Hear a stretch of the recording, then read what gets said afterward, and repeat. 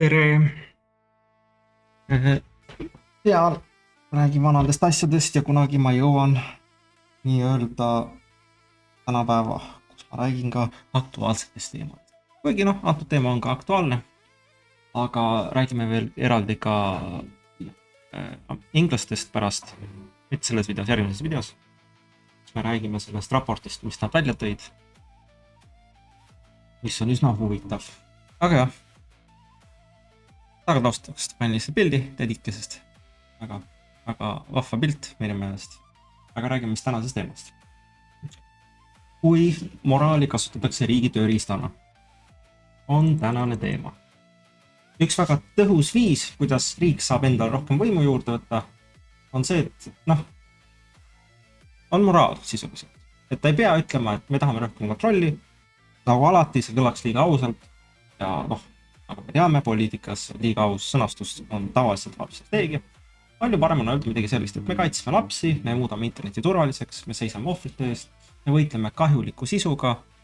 Ma tean, ma kordan seda, aga mul ei ole muud valikut kui kordada seda, sest see on see, millega nad kogu aeg õigustavad kõik. Ja kõik need eesmärgid kõlavad iseenesest mõistlikult ja sageli nad ongi mõistlikud. Normaalne inimene ei taha, et lapsi ära kasutatakse, normaalne inimene ei taha, et kurjategijad nii-öelda pääseksid vastutusest. Normaalne inimene ei taha, et internet muutuks kohaks, kus nõrgemaid inimesi saab karistamatult kahjustada. Aga just siin ongi probleem. Väga tihti ei vaielda ühiskonnas enam selle üle, kas eesmärk on ilus. Eesmärk peaaegu alati on ilus. Öelge mulle üks viimane poliitiline eesmärk, mis oli pole. Paha ja nii edasi. Küsimus on hoopis selles, milline seadus selle eesmärgi nimel tehakse. Kuidas seda seadust rakendatakse, milliseid juhtumeid statistikas kokku loetakse ja kas uus võim, mille riik endale saab, päriselt lahendab probleemi. Ja see viimane osa jääb tavaliselt tähelepanuta. Avalikkus kuuleb moraalselt tugevat loosungit, poliitik ütleb, et midagi tuleb teha, meedia võimendab seda kõige emotsionaalsemal, kasutades kõige emotsionaalsemad näiteid ja siis läheb seadus läbi. Praegu pärast seda liigub ühiskond järgmise kriisi juurde. Aga harva küsitakse hiljem, et kas asi siis nagu päriselt töötas. Kas probleem vähenes, kas ühiskond muutus turvalisemaks? Kas seadus tabas päriselt neid, kelle vastu see oli mõeldud? Või loodi lihtsalt uus bürokraatlik mehhanism, mille abil saab tulevikus järjest rohkem käitumiskontrollida näiteks? Ja see ongi tänase teema keskne küsimus. Mitte see, kas lapsed vajavad kaitset, muidugi vajavad. Räägime ka millist kaitset järgmises videos. Aga mitte selles. Jah, mitte see, kas päris kuritegule tuleb reageerida loomulikult. Küsimus on selles, kas avalikkuse õiglustunnet kasutatakse vahel ära selleks, et inimesed ei küsiks enam praktilisi küsimusi. Sest kui keegi ütleb, ootame korraks, vaatame seaduse sõnastust ja mõtleme, kuidas seda päriselt rakendatakse. Siis saab talle väga kiiresti vastata, miks sa oled turvalisuse vastu. Kas sa ei taha, et lapsed oleksid turvalised keskkonnas? Sa laste peale ei mõtlegi. Ja sel hetkel on arutelu sisuliselt läbi. Peate aru saama, et seaduse pealkiri ei ole seaduse mõju. Pealkirjaks võib ükskõik mida panna. Võtame lihtsalt näite. Ühiskond on mures laste turvalisuse pärast internetis. Aru saada muret. Internetis on päris ohud, on päris kurjategijad, on päris juhtumid, kus inimesi kasutatakse ära. Poliitikud näevad seda muret ja tulevad välja seadusega, mis peaks teoorias lapsi kaitsma. Seaduse pealkiri kõlab vähemalt niimoodi, kõlab isegi hästi. Rääksid teada kõlab veel paremini. Sõnum on lihtne, me kaitseme nõrgemaid ja sulgeme ohtlikke lünki. Me teeme interneti turvalisemaks. Nagu alati paberil on kõik ilus. Aga seaduse tegelik mõju ei sõltu pealkirjast. See sõltub definitsioonist, alati sõltub definitsioonist. Kui seadus on kirjutatud liiga laialt, võib ta hakata hõlmama väga erinevaid juhtumeid. Ühes osas on päriselt ohtlikud inimesed ja tõsised kuriteod.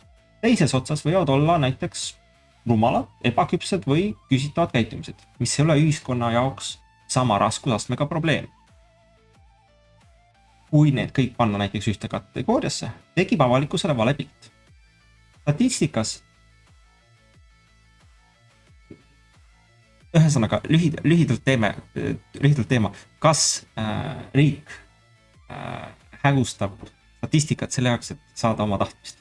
Jah, alati.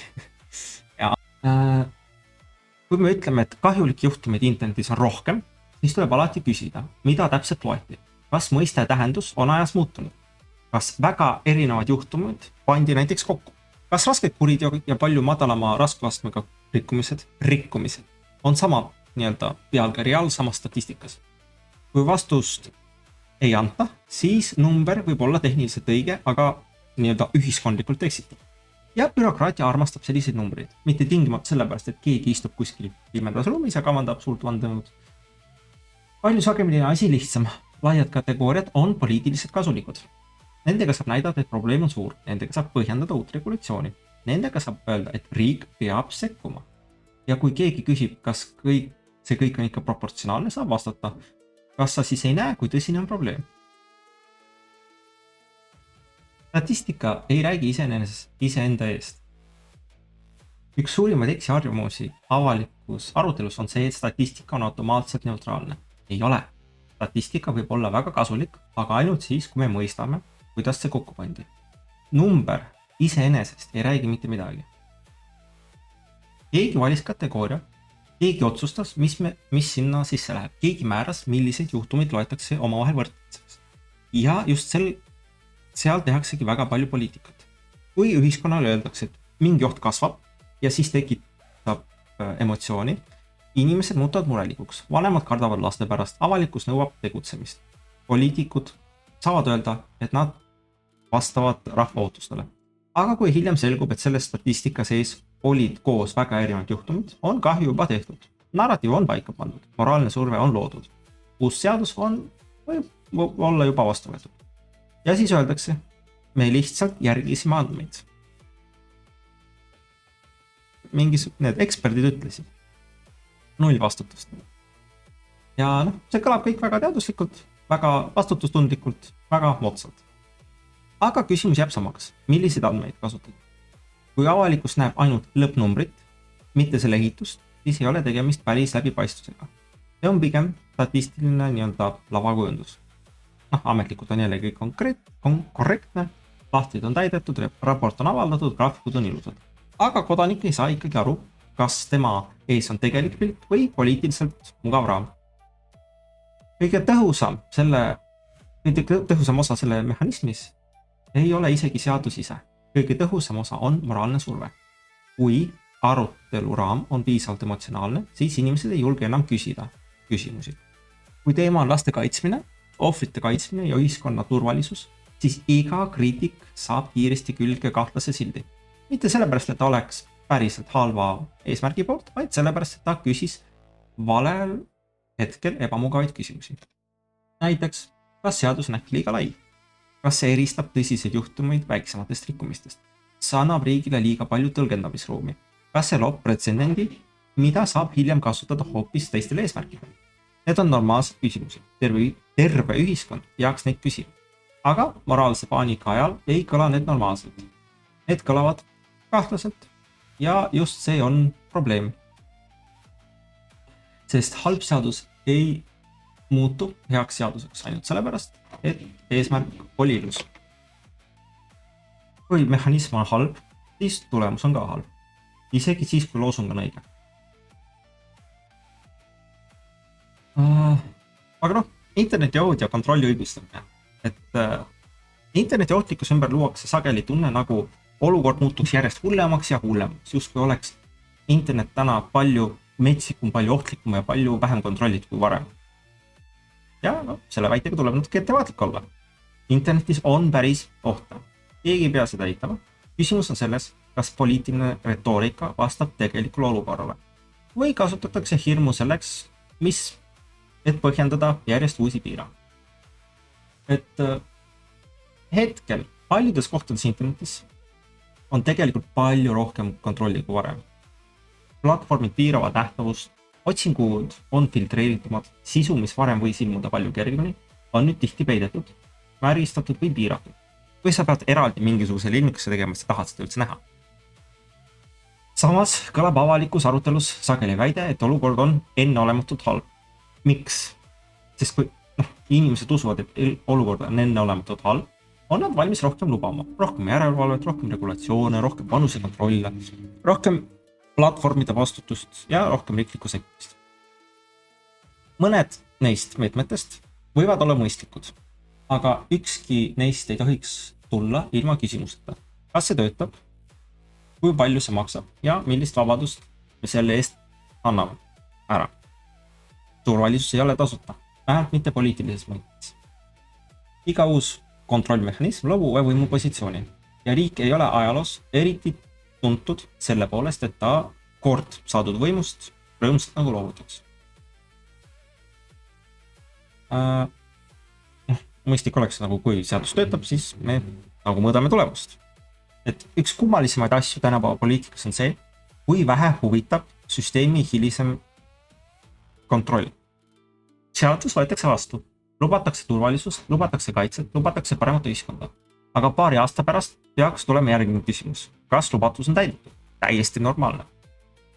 Kui seadus oli mõeldud konkreetse kahju vähendamiseks, siis kas see kahju vähenes? Kui seadus pidi kaitsma lapsi, siis kas laste tegelik turvalisus paranes? Kui seadus pidi vähendama ohtlikku käitumist, siis kas ohtlik käitumine vähenes? Kui vastus on ei, siis peaks olema võimalik öelda, seadus ei töötanud. Aga poliitikas öeldakse seda üpris harva. Tavaliselt öeldakse, et me vajame rohkem raha.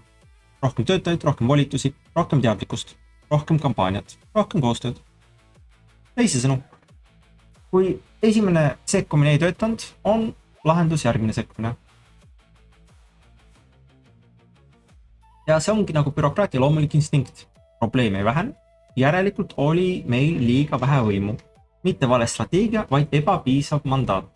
Ja nii liigub süsteem samm-sammult suurema kontrolli poole. Ja räägime sellest, et see kategooriate segamine, statistikat, hävitab statistika mõõtkava. Ühiskond nagu vajab täpseid mõisteid. See kõlab igavalt ja on aga see on väga oluline. Kui me ei suuda eristada väga tõsiseid kuritegusi väiksematest rikkumistest, siis me ei saa ka õigesti reageerida. Kui kõik on korraga kahju, oht, väärkohtlemine või äärmuslik probleem, siis kaob mõõtkava ära. Ja kui mõõtkava kaob, võidab alati see, kellel on kõige tugevam emotsionaalne sõnum. Näiteks seksuaalne vägivald. Antud teema Inglismaal ongi põhine teema. Seksuaalne vägivald, kui ta varem tähendas konkreetselt seksuaalset ahistamist, füüsilist tegevust, siis nüüd läheb seksuaalse vägivalla alla tänaval naisele järgi vilistamine, kommentaaride tegemine ja muu selline asi. Ja see ei ole seksuaalne vägivald, mis oli 5 või 10 aastat tagasi. Aga statistika on samaks jäänud. Näete probleemi vist.